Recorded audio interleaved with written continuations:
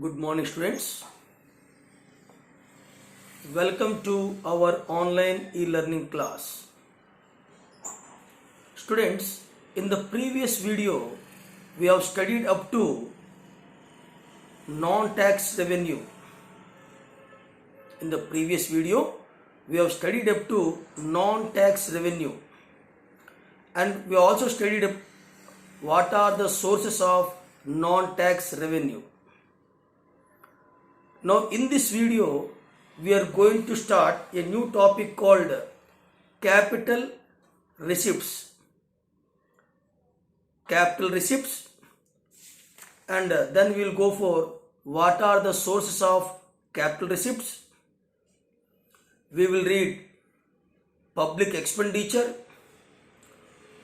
and what are the types of public expenditure. Then we will read difference between revenue expenditure and capital expenditure.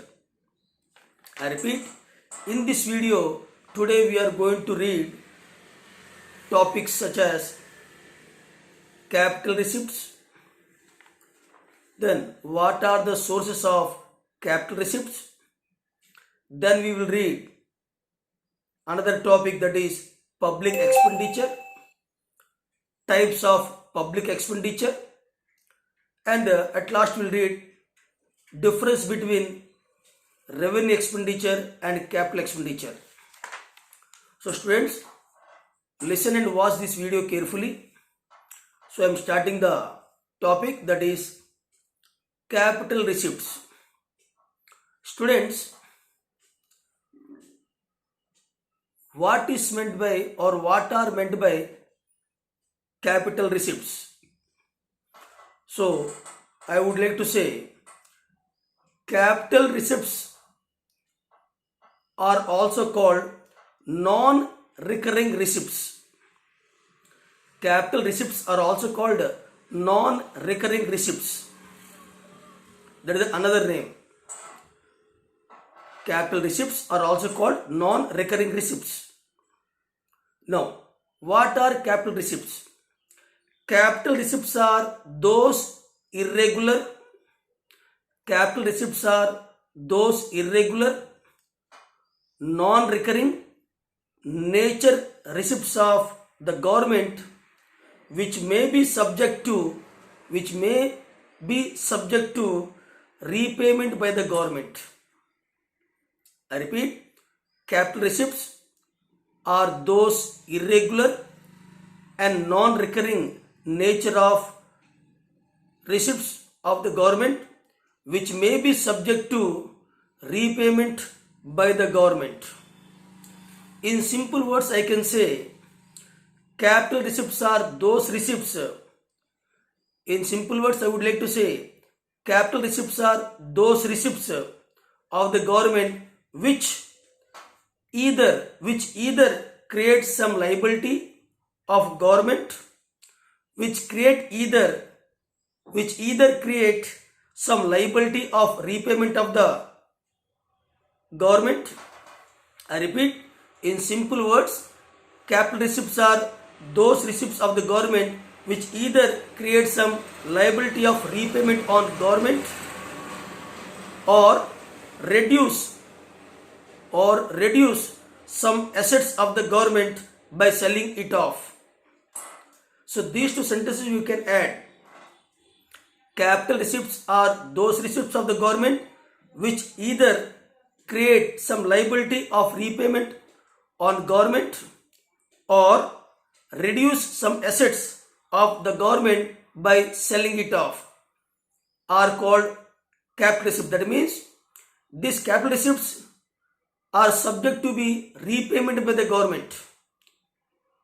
At the same time, these capital receipts they can reduce some assets of the government if they will sell it. So here you want to know what is the meaning of create some liability of repayment on the government. See, for example, if the government borrows funds from within the country or abroad. Suppose if the government is borrowing money either within the country or from outside the country, then the government is liable to pay interest. Then the government is liable to pay interest on loans, and repayment of such loans will increase the liability. Okay, I repeat, whenever the government, any country's government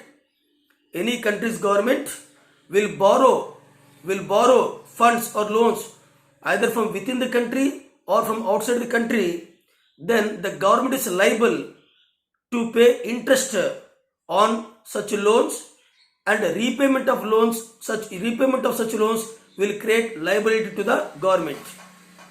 Similarly, another topic, that is on reduce some assets of the government by selling it off. What does it mean? For example, receipts. Receipt means what? Receiving. Receipts from disinvestment. Receipts from disinvestments of any public sector undertaking. That means whenever the government is selling any public sector undertakings to any private enterprise, whenever the government is selling any public sector unit or any public sector undertaking to the private enterprises, then what will happen? The assets of the government will be reduced. The same thing is explained here. For example, the receipts from the disinvestment of any public sector undertaking are covered under this category of the receipts of the government. A disinvestment means what? What is the meaning of disinvestment? Means selling the public sector undertakings to the private enterprises, which results in the decrease in the assets of the government. In simple words, I can say capital receipts represent those sources of funds. In simple words, I can say capital receipts represent those sources of funds or money for the government which involve either the following. One is a liability of repayment. A liability of repayment is created for the government, or an asset owned by the government is to be sold. Now moving to the next one, that is what are the major sources of capital receipts? What are the major sources of capital receipts? Okay, now listen carefully. The following are the major sources of capital receipts. Now listen students, it should be studied in flow chart. What are the sources of capital receipts? So there are three major sources. First I am dividing capital sources into three categories. Capital receipts into three categories. Namely, number one, recovery of loans. Recovery means what? Collecting back the loans. Recovery of loans. Second one, new loans and borrowings. Third one, disinvestment of equity of public enterprises. I mean selling of public enterprises to the private enterprises. Selling of public sector undertakings to the private enterprise. I repeat, capital receipts are the following are the sources of capital receipts. First into three categories. One is recovery of loans. So whatever amount we are getting through recovery of loans, that will come under capital receipts. Second one, new loans and borrowings.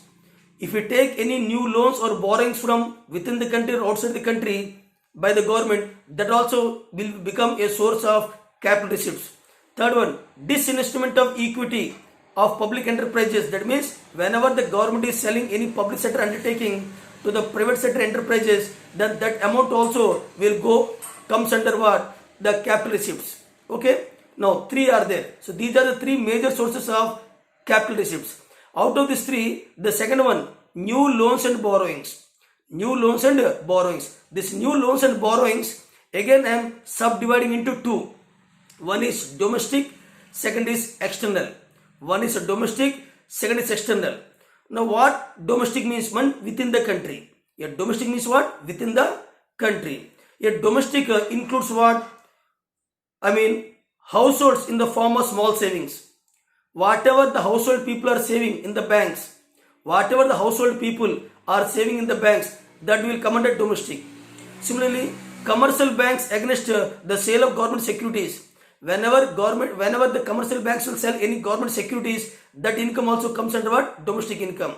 Similarly, central bank in the form of printing of new currency. Whenever the Reserve Bank of India or Central Bank of India is printing extra new currency, that also will comes under what? Domestic. Now coming to external. Here external are divided into two categories. One is official loans, second is private. I repeat, external sources are divided into two categories. One is official loans, second is private. Now under official loans, there are two things are there. One is bilateral. Here bilateral means what?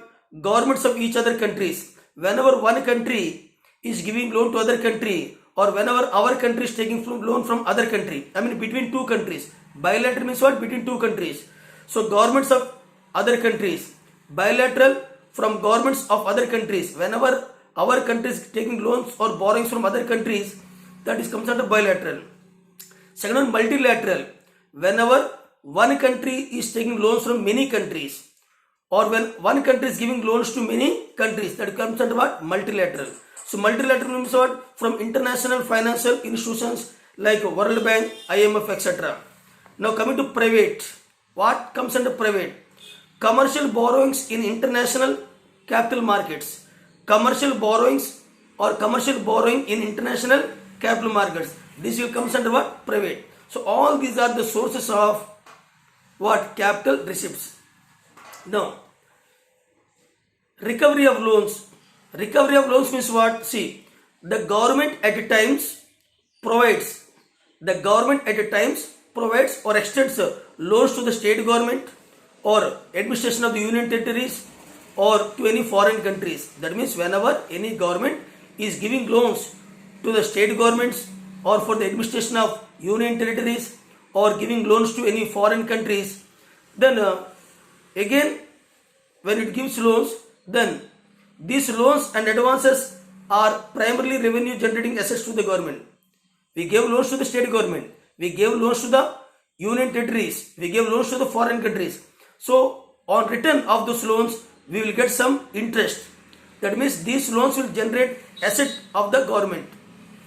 When these loans are paid back, by the borrowers, I mean when the state government repays, when union territories will pay back, when foreign countries will pay back these loans, then its receipts increases, but the assets fall. Hence these are known as what? Capital receipts.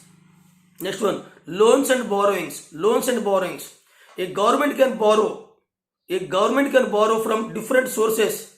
Whenever a government borrows loans from different sources like Reserve Bank of India, any commercial bank like State Bank of India, or borrows money from International Monetary Fund IMF or World Bank or from any other countries.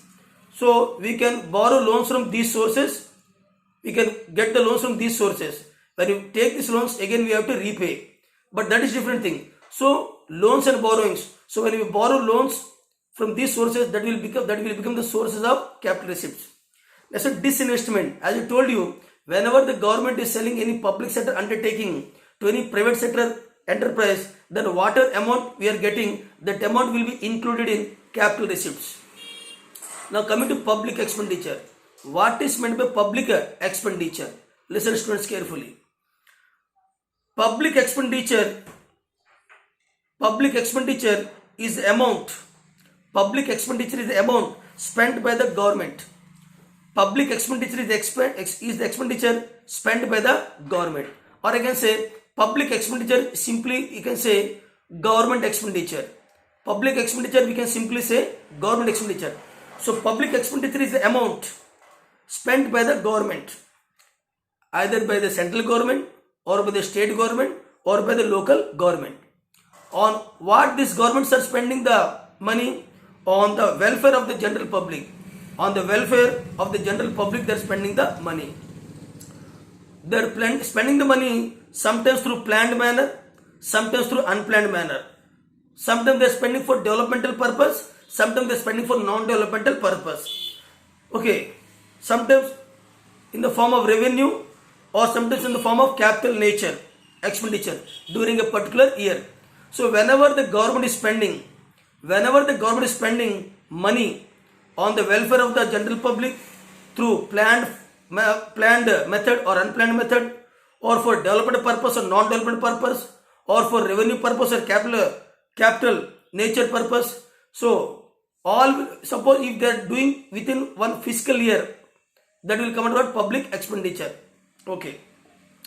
So public expenditure is also called budgeted expenditure or planned expenditure or estimated expenditure. This is another name of public expenditure.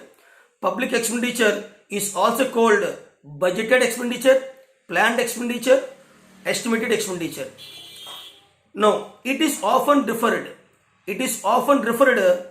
to as the expenses on the public authorities.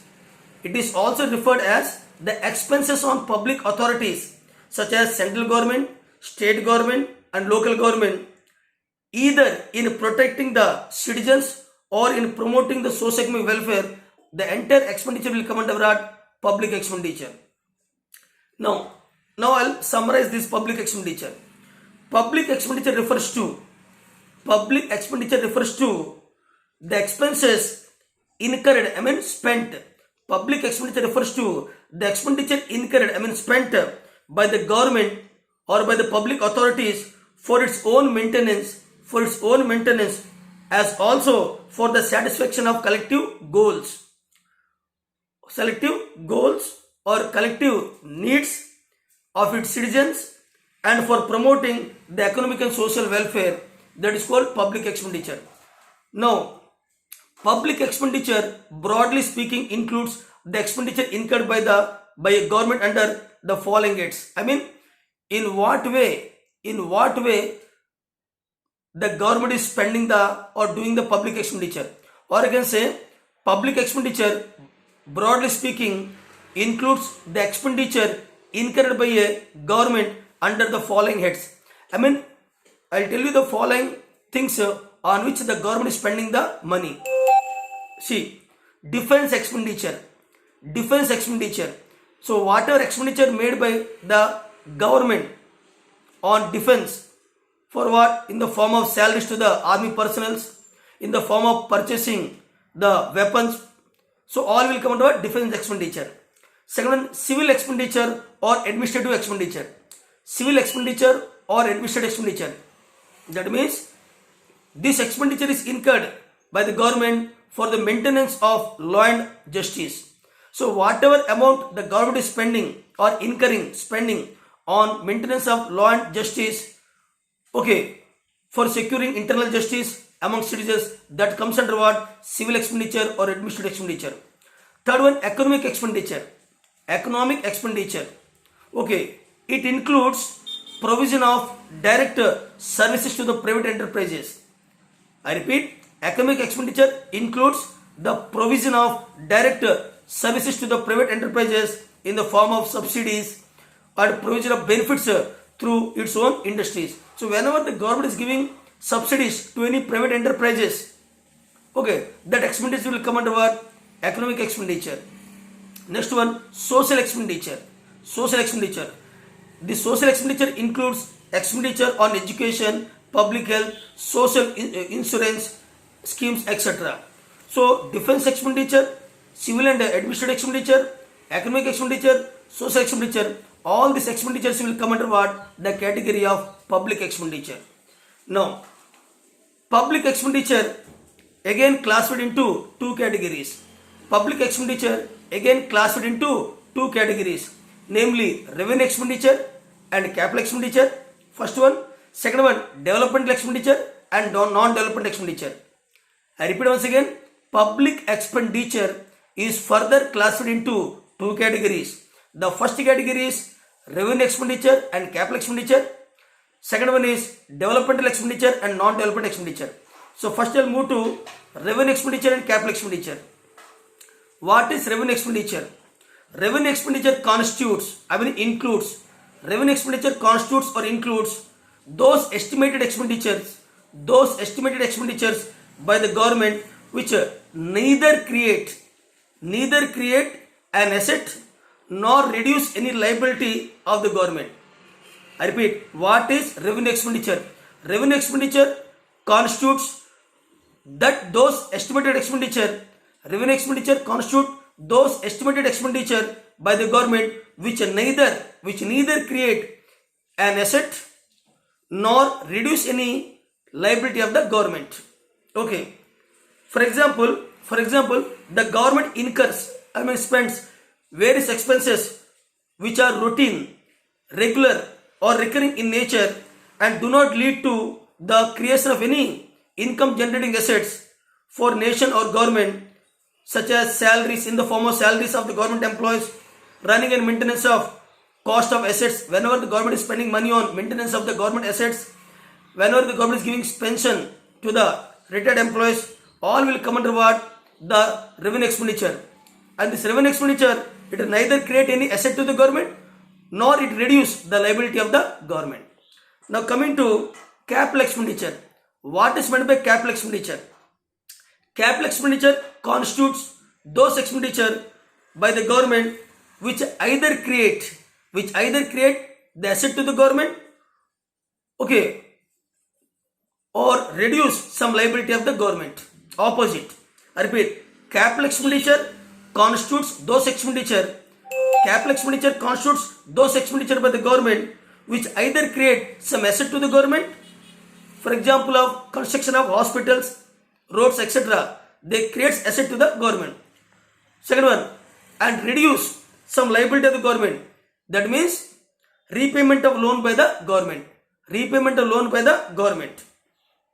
Now, capital expenditure generally means a large sum of money put in one or a few projects. For example, the central government of India recently announced bullet train project from Ahmedabad to Mumbai worth 1,10,000 crores project. Okay, so this project, if it is constructed, then it will become an asset to the government. So this project is taken up with the help of Japanese country's collaboration. So capital expenditure generally means a large sum of money put in one or a few projects, such as, for example, the government of India recently announced the bullet train project to run between Mumbai and Ahmedabad in collaboration with the government of Japan, involving an estimated expenditure of 1,10,000 crore rupees. So students can observe that there is a creation of asset. Through this, we are creating an asset to the government, and thus will be presented in the capital expenditure. Another example of capital expenditure is India recently paying back, okay, to IMF a loan worth $3.2 billion, US dollars, that was running since 2002. That means we are repaying the loans back to the IMF. That will also include in what? Capital expenditure. Now coming to difference between revenue expenditure and capital expenditure. What is the difference between revenue expenditure and capital expenditure? Already we discussed it. See, in the form of tabular form. Revenue expenditure first. Revenue expenditure neither creates any assets nor reduce any liability of the government. Whereas capital expenditure, it either creates an asset or reduces the liability of the government. Second, revenue expenditure is incurred on normal running of the government departments. Revenue expenditure is incurred on normal running of the government departments and provision of various services. Whereas capital expenditure is incurred mainly for acquisition of assets and granting loans and advances. Now, revenue expenditure is recurring in nature, such as expenditure spent by the government on day-to-day activities, regular, recurring in nature. Whereas capital expenditure is what? Non-recurring in nature. Examples of revenue expenditure are salaries, pensions and interest. Example of capital expenditures are what? Repayment of borrowings, expenditure on acquisition of capital assets, etc. So in this way, I distinguished revenue expenditure and capital expenditure. So students, in this video, this much only I decided to teach. In the coming video, next day, we will read the last part of this chapter, that is measures of government deficits. I mean fiscal deficit, primary deficit, revenue deficit, all these things, so that we can end that lesson. So in this video only up to this much only. Hope you have understand the concepts. I suggest all my students to go through the read the chapter once again for better understanding. Thank you. Have a nice day.